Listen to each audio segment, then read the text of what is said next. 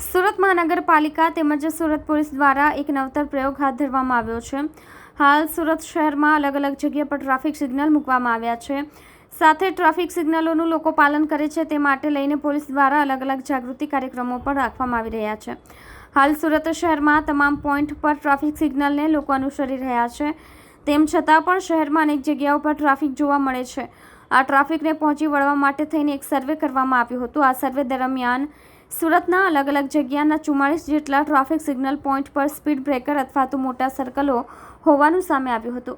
આ speed breaker તેમજ મોટા સર્કલો હોવાથી વાહનને ફરીને જવું પડે છે, જેથી ટ્રાફિકમાં વધારો થાય છે। જેથી સુરત પોલીસ અને પાલિકા દ્વારા સુરત શહેરમાં 44 જેટલા ટ્રાફિક સિગ્નલ ઉપર આવેલા સ્પીડ બ્રેકર તેમજ મોટા સર્કલો દૂર કરવામાં આવશે। તેના ભાગરૂપે ઝોન 1 વિસ્તારમાં આવતા તમામ સર્કલોનું અવલોકન ડીસીપી ભક્તિ ડાભી દ્વારા કરવામાં આવ્યું હતું। સાથે તમામ અધિકારીઓને આ બાબતે માર્ગદર્શન પણ આપ્યું હતું। આજે ઝોન 1માં જેટલા પણ ટ્રાફિકના પોઈન્ટ છે, હેવી પોઈન્ટ છે અને જ્યાં જ્યાં ટ્રાફિક સિગ્નલ લગાડવાના છે કે લગાડી દીધા છે એ પોઈન્ટની વિઝિટ કરવામાં આવી। એમાં સૌથી હેવી જે ગણી શકાય કે પર્વત પાટિયા જે 5 રસ્તા છે ત્યાં મેક્સિમમ ટ્રાફિક હોય છે।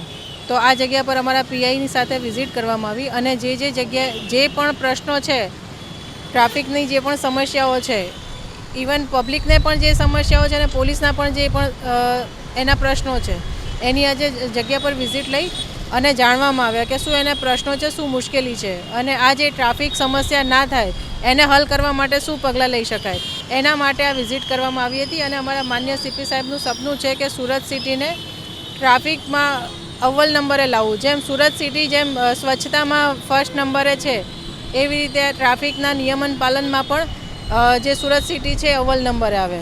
તો એના માટે થઈને સીપી સાહેબથી લઈ સેક્ટર સાહેબથી લઈ તમામ અધિકારીઓ ફિલ્ડમાં રહે છે અને આ એન્જિનિયરિંગ જે છે રોડ એન્જિનિયરિંગથી લઈ અને ટ્રાફિક જંકશન અને ટ્રાફિકના જે સિગ્નલ નાખવાના છે એનું કામગીરી જે ચાલુ છે ટ્રાફિક પોલીસની, એમાં અમે લોકો સાથે રહીને મદદ કરીએ છીએ।